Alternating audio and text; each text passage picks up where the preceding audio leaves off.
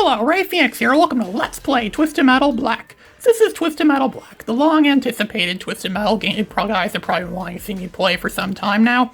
It's a popular favorite among a lot of people. It's the highest rated game, the Twisted Metal series. Of course, we're going to be doing this run as my favorite, Yellow Jacket. Disorder, autism, mechanical savant, yeah. Last year, everything was perfect.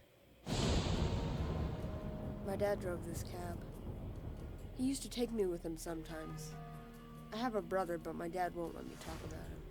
He says my brother became really bad when he started driving this ice cream truck. Me and my dad, we were like best friends. But one night, there was this passenger. He had this gun. He killed my dad and then ran. I just sat there while my dad died. But then, I had this idea. I was able to put together this controller.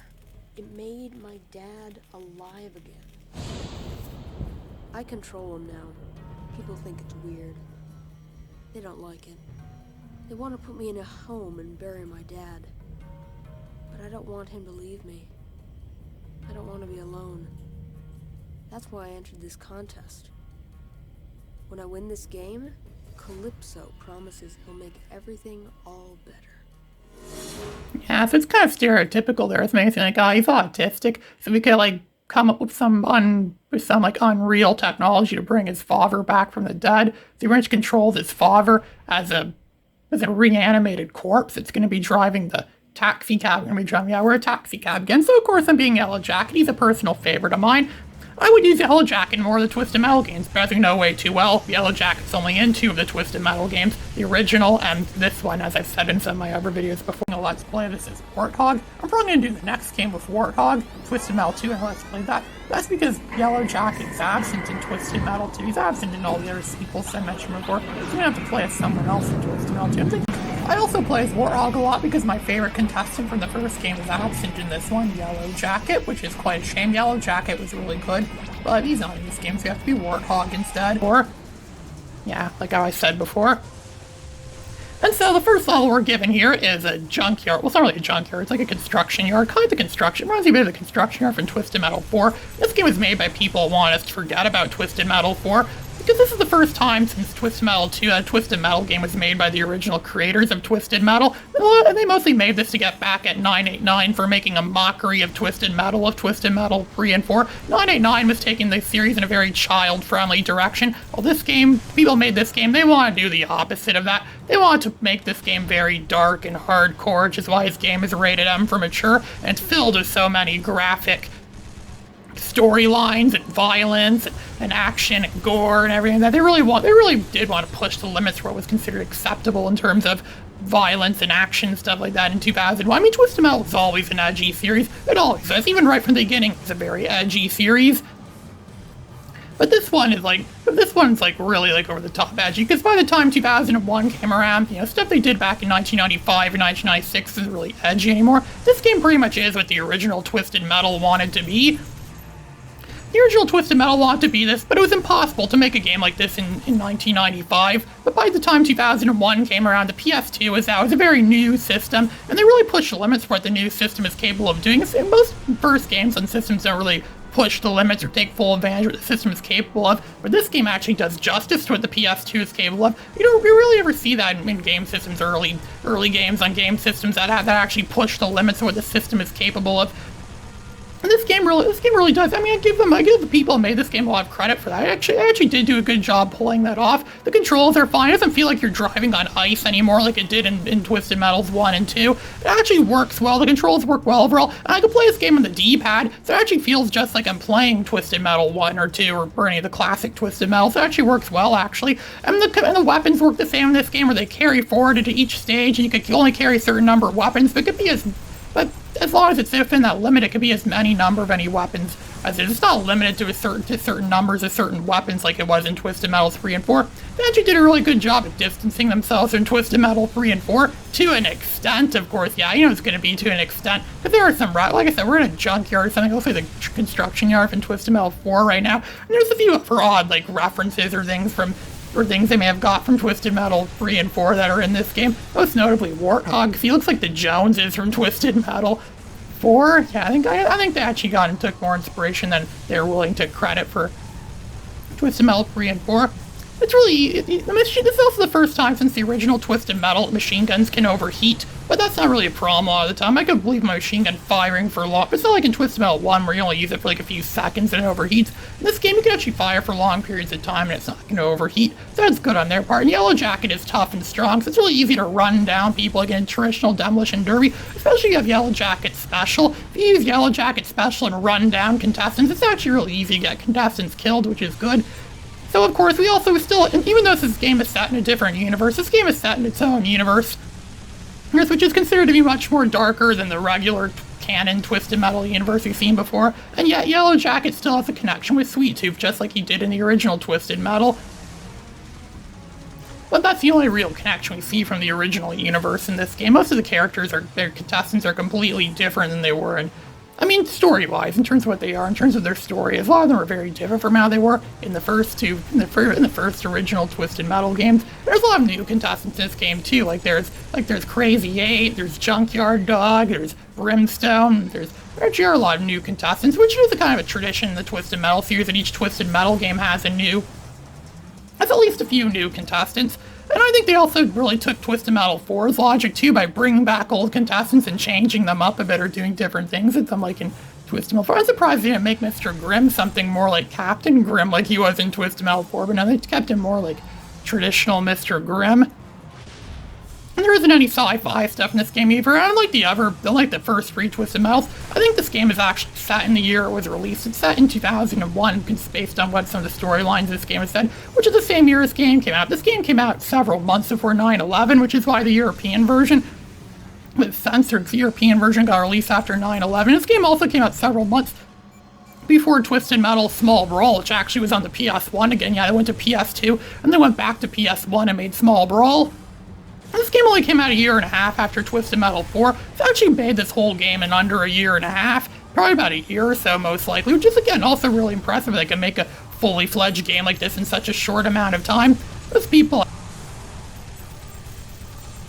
called Incognito, yeah, and the Incognito, whatever it's called, they really did a good job. Incognito was a new company that was made in 2000, and it was made by the people that used to work for Single Track that wanted to make a new Twisted Metal game. They wanted to get the rights to Twisted Metal back, and they did, and now they managed to get back in 989. Unfortunately, when that happened, yeah, well, car combat didn't really stay as a popular genre much long after that happened.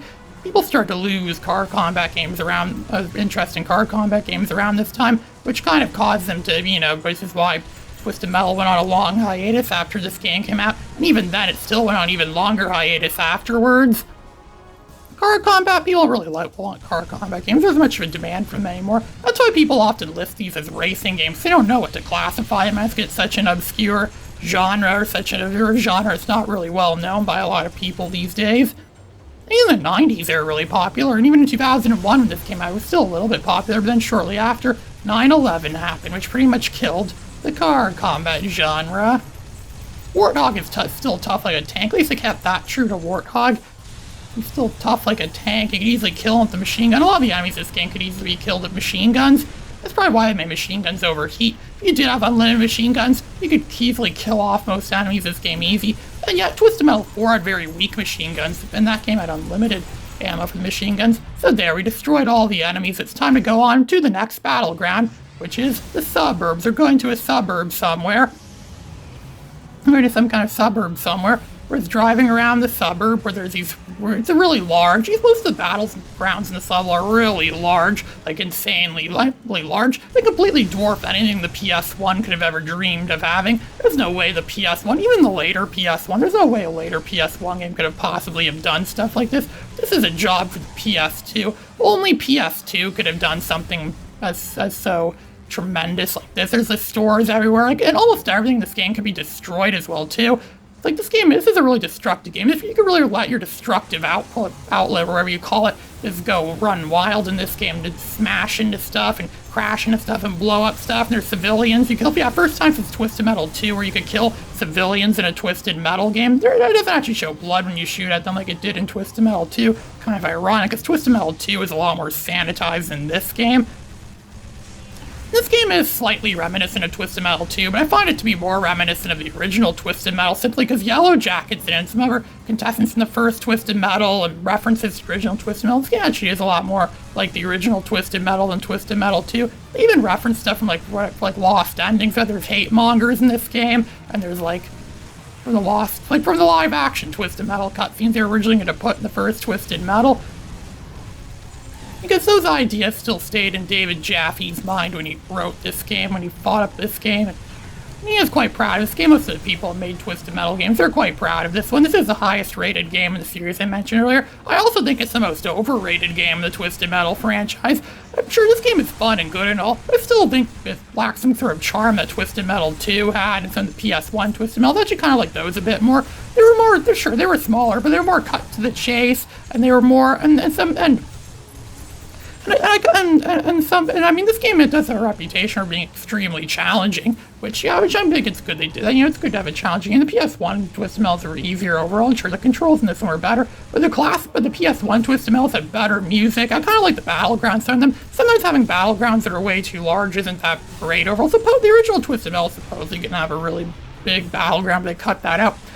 Large battlegrounds aren't necessarily great, because then the enemies could end up on one end and the opposite end and the other. You can always run into so much junk and stuff on the way. It'd take a long time for you to find your enemies sometimes. But in the PS1 Twisted Metal, they're always right there and easy to find, right out in the front, easy to find. That's actually part of the reason why I like all the PS1 Twisted Metals more than this one. But this game is still a pretty incredible game overall. It's still really good. I also think this game is way too dark for my standards. I think a lot of people thought this game was way too dark and edgy.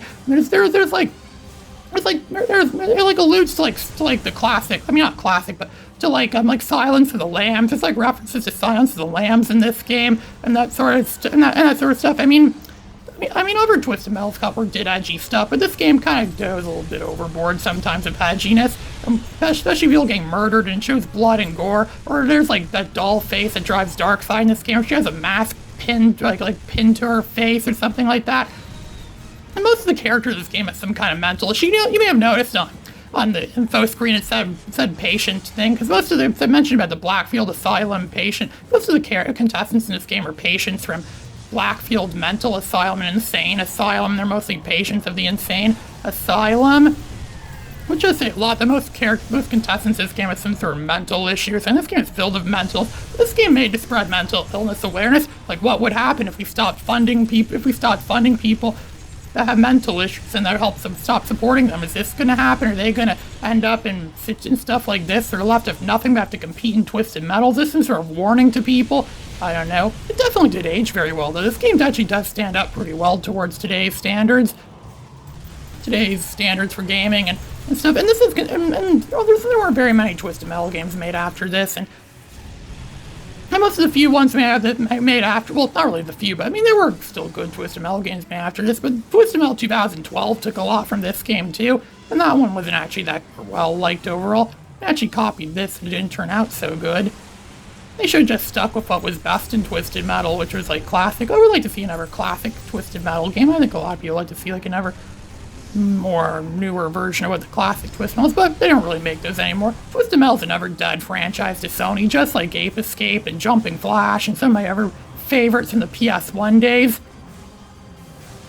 And Twisted Metal's one of the few franchises I could think of on the PS1 where all the games in the series, where it has 4 or more games on the same system it debuted, because their first 4 Twisted Metal games and Twisted Metal Small Brawl, it's 5 in total, are all on the PS1. That's actually a lot of Twisted Metal games. There aren't very many Twisted Metal. I mean, there are quite a lot, but in terms of like how long a series has been around for, it's only 8 games in this entire series, approximately, more or less, and 5 of those 8 games are the PS1, so that kind of says a lot. PS1 really had the monopoly of Twisted Metal games, and car combat games in general. Most of them are on the PS1. And then afterwards, there weren't very much memorable there were still car combat games made after this. Most of them weren't really that memorable or that great or that because it wasn't really like in demand much anymore, and people didn't really like, and people try to like reinvent the genre sometimes too. Like there was one car combat game I heard of on the PS2. I heard it was really bad. It's like Grand Theft Auto, but you just stay in your car and you never get to leave your car or do anything. Considered to be a car combat game made after 2001, when car combat games are in a dark age, and they kind of still are in a dark age today. The dark age never really ended for car combat games. And even, I mean, some people have attempted to remake them now. I heard there's a new car combat game in some of the newer systems, like the new PS5 had some car combat games on it, but I heard they weren't that great, and I'm not really interested in PS5 much. I'm still only interested in classics. I stand by my word when I said I was only really interested in classics. I'm not saying I'll never play newer games again, but I'm probably just never going to get a PS5, at least not anytime soon. I'm actually more interested in the Xbox Series S. I hear it's like a Raspberry Pi with emulation. Well, I can emulate better stuff than the Raspberry Pi, like PS2 and GameCube. I'm still waiting for the new Raspberry Pis to come out that could emulate PS2 and GameCube. I would buy one of those before you could say Raspberry Pi, because that's how much I would want one of those. It'd be cool if I could play PS2 stuff, and no, the current ones can't. They're just way advanced for this. Well, my HP laptop, which is what I'm using to play this on right now, it actually could handle PS2 pretty well. Actually, this game crashes a lot too, but I got lucky when I recorded this, and it didn't actually crash on me at all. That's pretty good. It doesn't always crash. It can go without crashing. That may qualify my computer as being a superhero to some extent.